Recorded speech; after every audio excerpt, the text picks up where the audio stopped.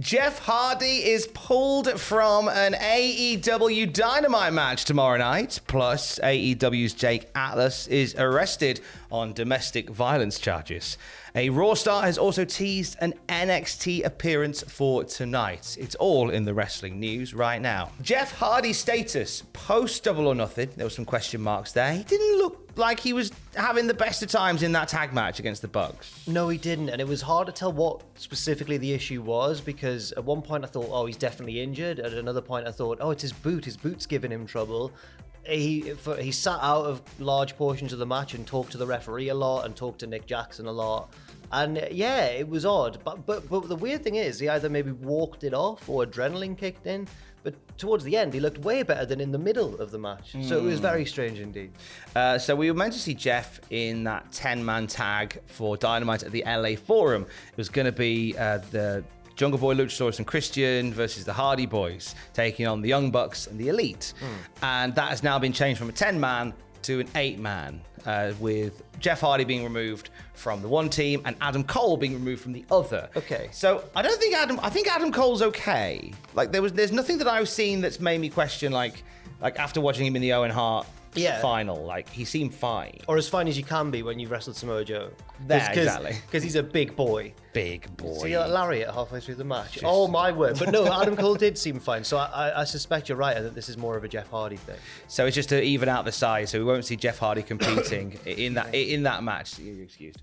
Competing on tomorrow night's Dynamite, which is a shame because I was looking forward to a big beefy 10-man tag with all them lads. Yeah, that would be fun. But I don't begrudge Jeff the chance to rest up. No, not at all. My word, he might be older, but he still goes for it. So that was it. There were points. The Young Bucks and Hardy's match. What did you think of it? Because I asked you about it. Honestly, I was less a fan of it than what I saw online. I was quite surprised that people were saying like, "Oh, this was awesome match," because I was so distracted by Jeff, and I think I was so concerned with what he was doing in the match rather than what I was actually meant to be watching. Like you have Matt over the other side of the ring bashing people's heads into the turnbuckle, but I'd just be looking in the background going, well, why is Jeff talking to the ref? So that kind of hindered my enjoyment of it quite a lot. Also, I made a real fool of myself because I was watching it with Fraser and Owen, and they both went, yeah, I reckon the Hardys are going to win this. And I went, you young whippersnappers. I've been watching wrestling longer than you, and I can sense the ebb and the flow and the rhythm of a match, and I can tell the Bucks are going to come back. I basically said words like that. That's not too far of a stretch from what I said. Obviously, the Hardys won, and they laughed at me lots, and rightly so. So for that reason, -5 stars.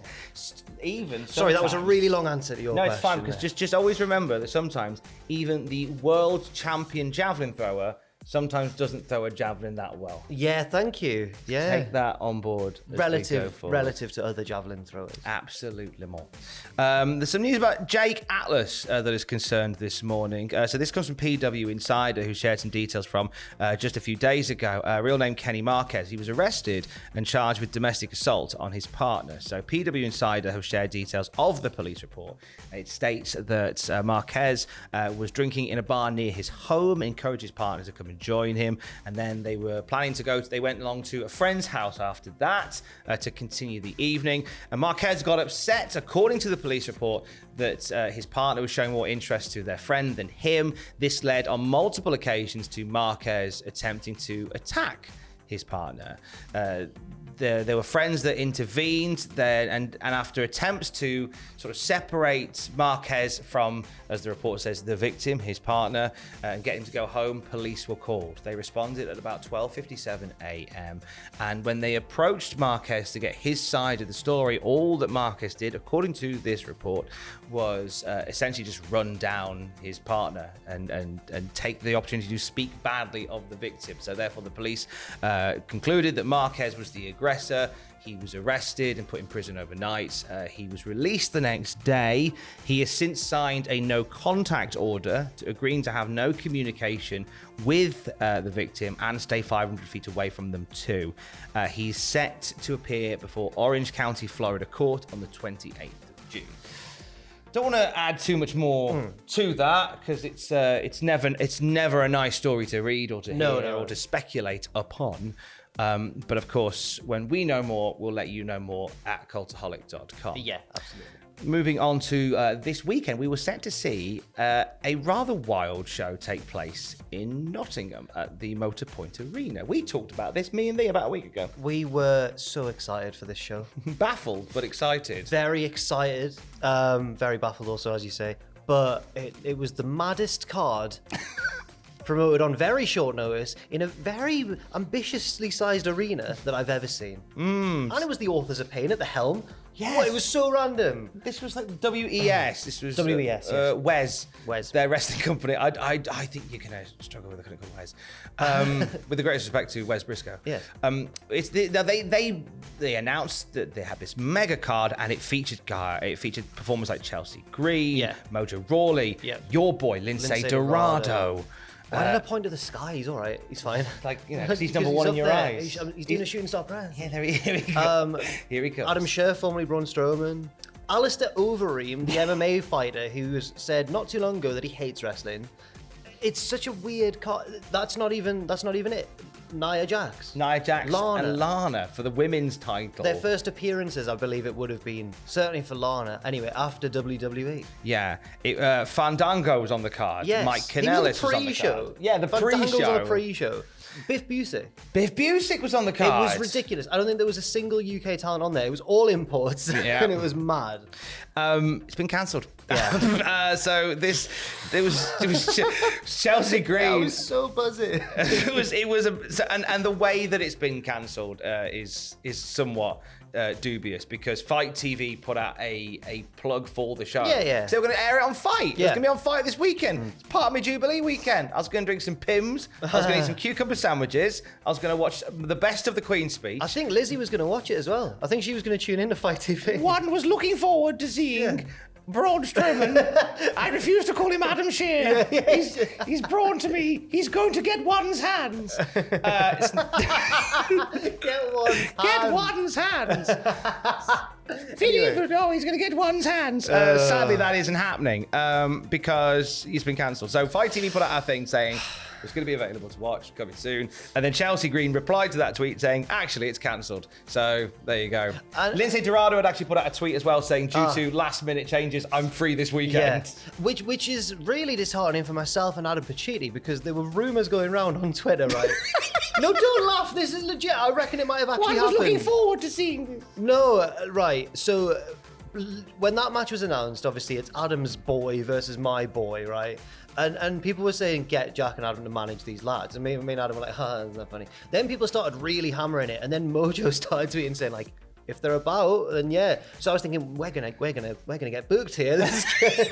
I'm gonna be back on the road, brother. I'd like to point out that Jack said we're gonna get booked, and then did the international hand gesture for money. So back on that loop. I'm back on. But getting the old cheddar. But instead, I mean, and obviously we never actually were approached. Just to clarify right now, No. But now it's not even going ahead. Let us. We'll send our best wishes all the same to everybody involved in that because it's always no fun when that stuff like that happens. No, and you never, and wrestlers may well have turned down other bookings to make space for this flight over to the UK and stuff. So it's never great to see.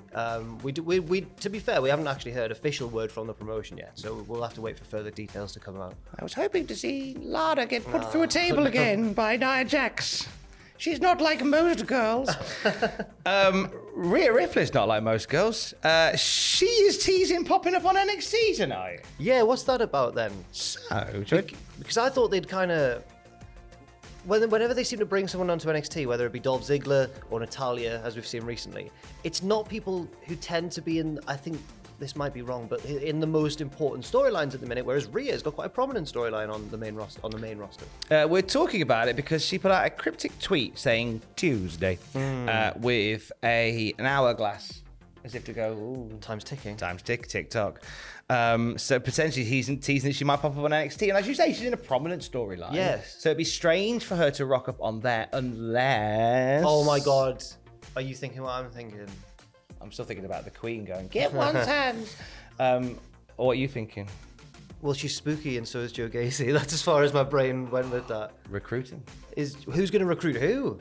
Oh. Is Joe going to... I would assume that Rhea Ripley is going to just stand there while Joe Gacy does some spooky stuff and go, hey, here's a golden ticket from Edge. Imagine if Joe Gacy somehow convinces her to sack off Edge. No, there's no way. That'd be great. I don't think if that would he did. Maybe Casey gets the call up because Rhea Ripley invites him in the middle of a storyline. Admittedly, Yeah, be true, a bit weird. true. But hey, we may see Rhea Ripley on NXT tonight. Fingers crossed. That'd be fun. We'll end on a little bit of this because it's always sad to read when legends go. Yes. We are sending our best wishes to the friends and family of the late great FMW legend Tarzan Goto, passing away at 58 years old following a battle with liver cancer. Now, Goto is going to be most synonymous for making history in Japan in 1990. He and Onita-san competing for in the first ever no rope exploding barbed wire death match, and he made a career out of wrestling a hardcore style in FMW, and he even appeared at ECW Heatwave on both nights in '96, fighting Axel Rotten. So he's been around the wrestling world. AJPW legend, FMW legend, former NWA Tag Team Champion as well. In fact, his tag partner, Mr. Ganasuke, led the tributes, saying, "I still can't believe it, and I can't really feel it. Thanks to Mr. Goto's strict training, what I've been able to do for many years is a fortune. I am just grateful, and I pray for his soul." And we send our best as well. Seek out some Goto wildness at some point today. I'm certainly going to, because I'm not that familiar with him, obviously, but I'm definitely going to now. And it's always sad when you hear about someone so prominent and also relatively really young, actually, as well, passed away. So. Yeah, 58 is no age, really. I do believe I'm not encouraging this sort of behaviour, but I do believe the whole barbed wire death match is on YouTube. Oh, wow. Oh, fantastic. Yeah. I wonder where they put the mid-rolls. Near the explosions. We send our best to Tarzan Goto, the friends and family of the late, great Tarzan Goto. More news throughout the day at cultaholic.com. Stay safe. Love you. Bye.